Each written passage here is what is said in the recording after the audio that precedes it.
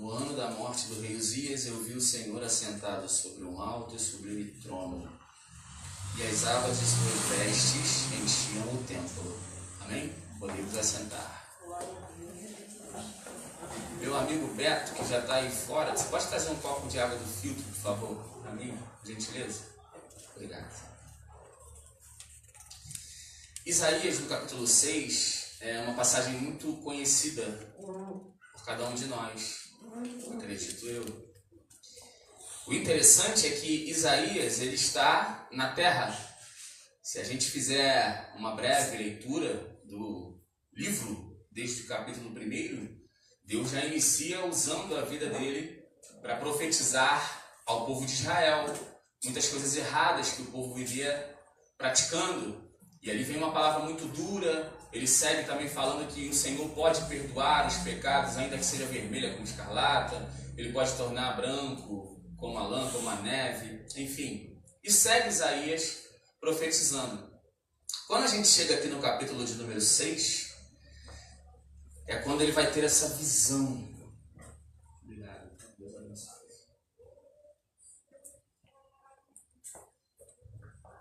Olha que interessante. É um Isaías que já é usado por Deus.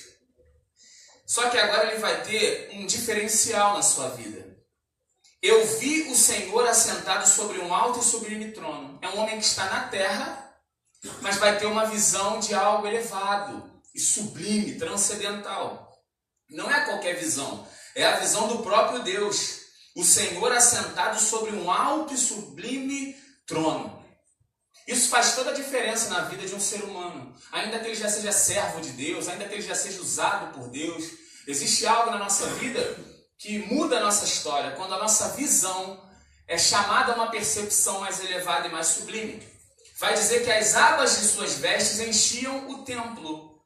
Agora olha que interessante, serafins estavam por cima dele. Por cima de quem? Está falando do trono onde Deus estava sentado. Agora, existe algo ou alguém acima de Deus? Você percebe que aqui é a visão de um homem, e toda visão que o homem recebe, seja ela mesmo vinda direto de Deus, o homem é limitado e ele consegue contemplar dentro das suas limitações. É por isso que até mesmo João em Apocalipse usa a linguagem comparativa. Os seus pés eram como latão, os seus olhos como chama de fogo, porque são os elementos que o homem conhece para poder trazer algum tipo de notificação daquilo que ele está sendo revelado. Então aqui, serafins estavam por cima de Deus e do seu trono. Eu aprendo duas coisas aqui. A limitação do homem, mesmo usado por Deus, e outra, a humildade do próprio Deus em poder dizer que ele está abaixo. Porque em todo tempo nós vemos na Bíblia, inclusive Jesus é a maior manifestação de que Deus se diminui e é capaz de estar até aos pés de seus discípulos com a bacia de água e lavar os seus pés. Então a gente une a limitação do homem com a plenitude e a magnitude da divindade do eterno e tem um casamento entre a pequenez humana e a grandeza de Deus. É isso que ele faz na nossa vida. Ele pega a nossa miséria e limitação mediana e une com a sua maravilha inacessível, incomparável e junta. É por isso que nós temos condições de poder contemplar o Senhor assentado em seu trono e receber da sua porção, mesmo não sendo pessoas dignas ou grandes para isso, porque o próprio Deus se coloca abaixo. Agora o interessante é que vai dizer que cada um tinha 6 asas. Com 2 cobriu o rosto, e com 2 cobriu seus pés, e com 2 voava. Interessante também. Primeiro, serafins, a palavra significa que arde em fogo, a tradução dessa palavra no original. Então, serafim é um ser de fogo. Fogo fala de purificação, na maioria das interpretações e sentidos. Então, são seres que em si mesmos já são puros, porque eles mesmos são de fogo. Mas mesmo sendo seres puros e santos, eles cobrem a face e os pés para estar diante daquele que é o fato santo dos santos. Porque diante do santo dos santos, nem o mais santo é santo mesmo. Imagine eu e você, pessoas terrenas dessa terra, assim, um serafim cobre o seu rosto e seus pés. O puro dos puros diante do eterno ainda é pequeno, ainda é impuro, e Deus é o grande eu sou, o todo-poderoso. E o interessante é que asas são para voar, mas das 6 asas só 2 voavam. Asas não foram feitas para cobrir o rosto ou os pés, e a linguagem aqui de metáfora, analogia ou comparação é usando uma linguagem humana. Anjo não necessariamente tem rosto ou pé, mas é para trazer o entendimento da nossa imagem e semelhança. É uma linguagem antropológica que tenta aplicar ao sobrenatural aquilo que é humano dentro do nosso entendimento. Agora, olha que interessante isso. As duas asas eles voavam, mas duas eles cobriam o rosto e cobriam os pés. O que isso significa? Deus está dizendo, eu não preciso de muito, o mínimo que você possa ter já te sustenta diante da minha presença para me adorar. Porque se eles estão com 6 asas voando, eles não estavam cobrindo nem o rosto e nem os pés. Estariam como quem, estou diante do santo e posso estar de qualquer jeito. Ou então já com 2 podiam cobrir, de repente o rosto, uma o pé, o outro o rosto, mas estariam voando com 4, com a maioria. E de repente os serafins podiam pensar, eu consigo me sustentar por mim mesmo, porque vou com 4 asas e só 2 me cobrem, mas Deus faz, não. Você vai deixar 4 cobrindo e só 2 voar, para mostrar que quem te sustenta diante da minha presença sou eu.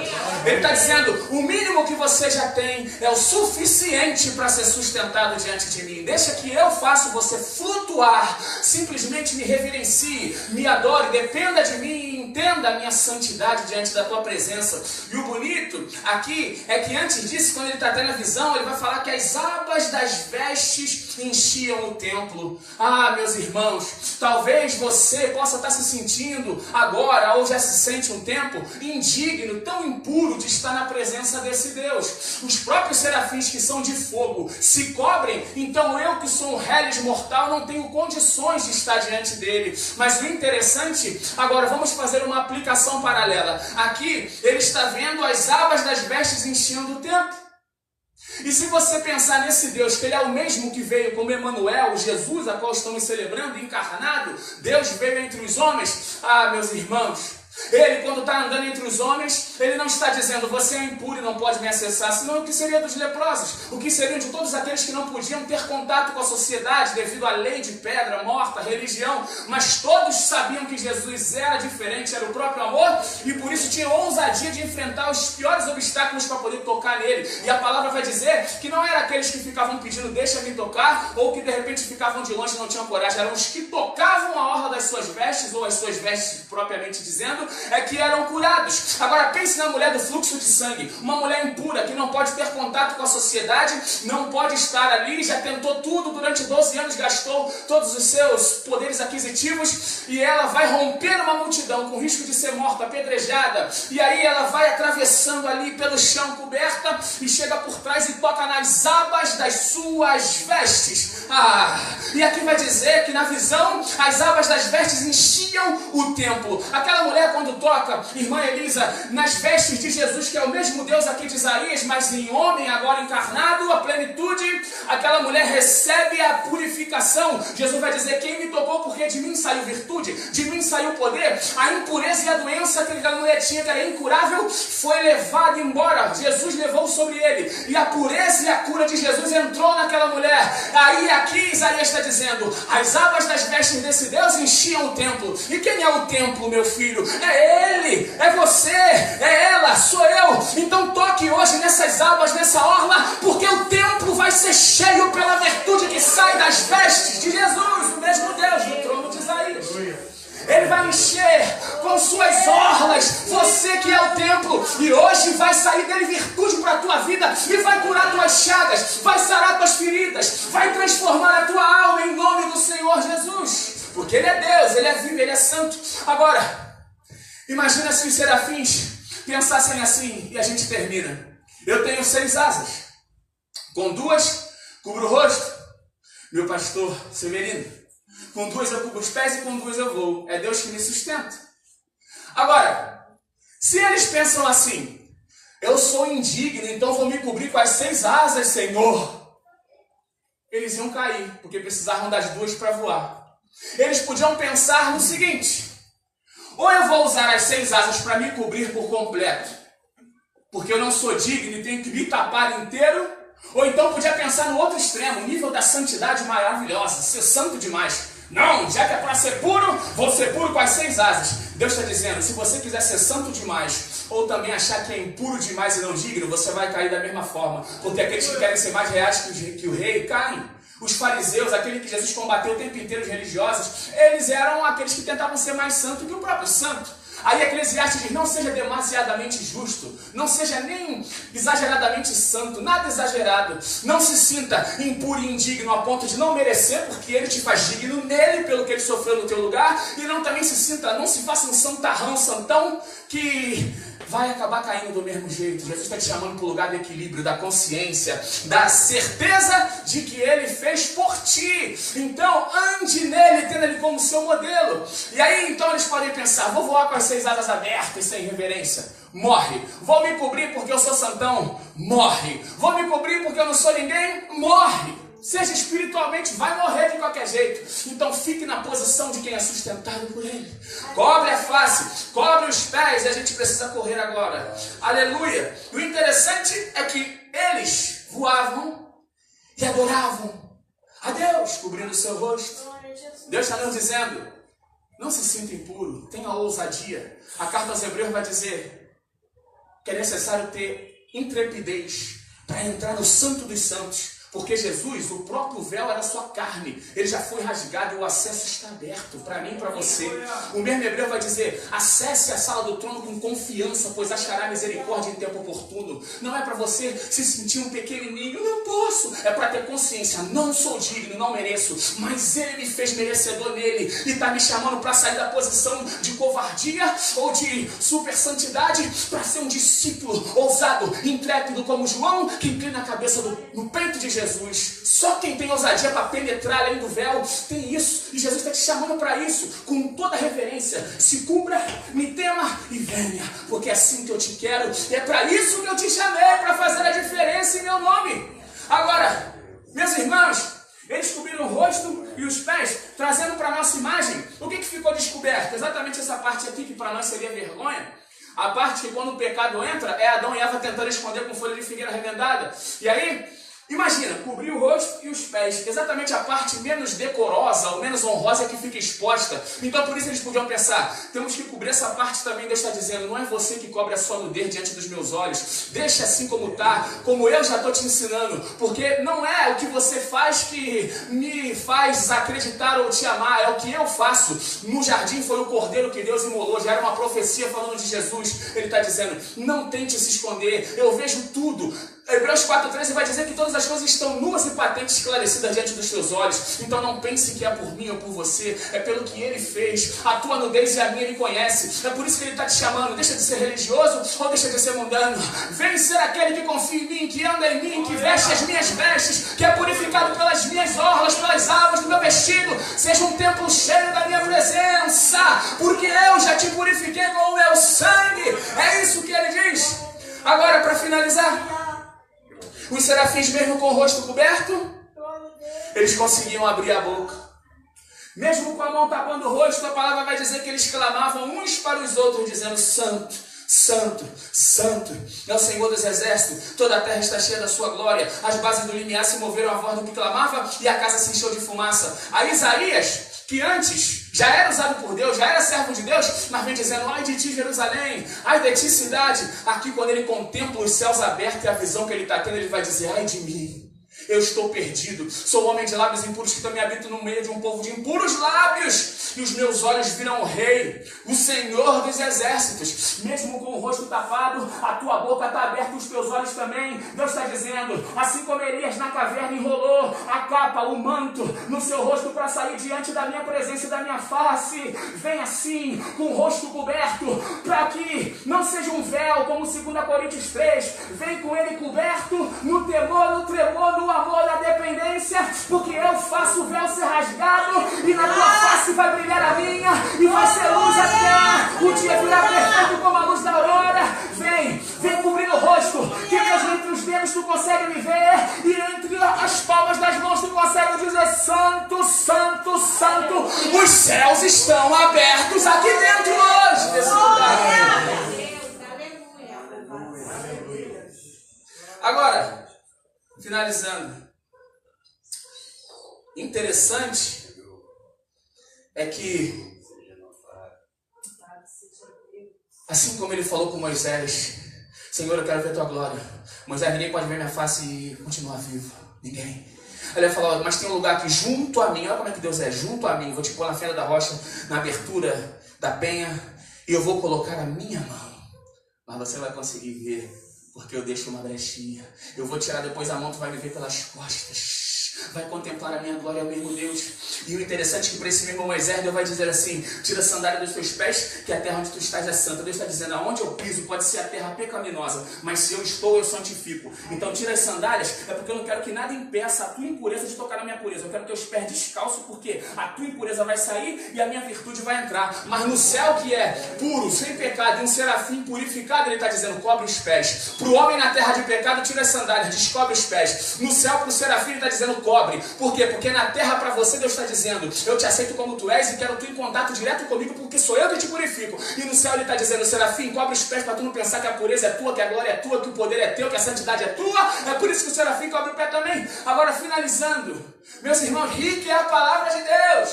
Aqui tu já sabe que ele vai pegar a brasa, vai tocar nos lados, vai purificar do pecado.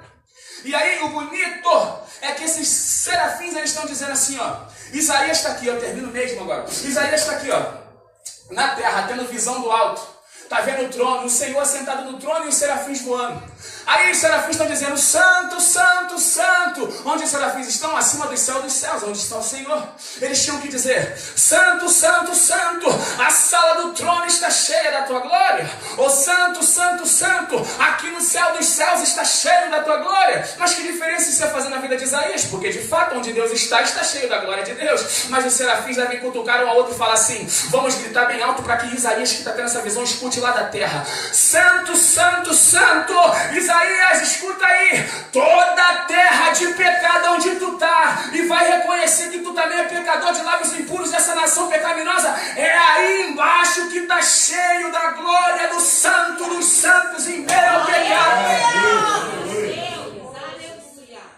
Aí ele está dizendo isso, é para que a gente entenda que diferença faz eu saber que um Deus está no céu e o seu poder está lá e a glória está lá.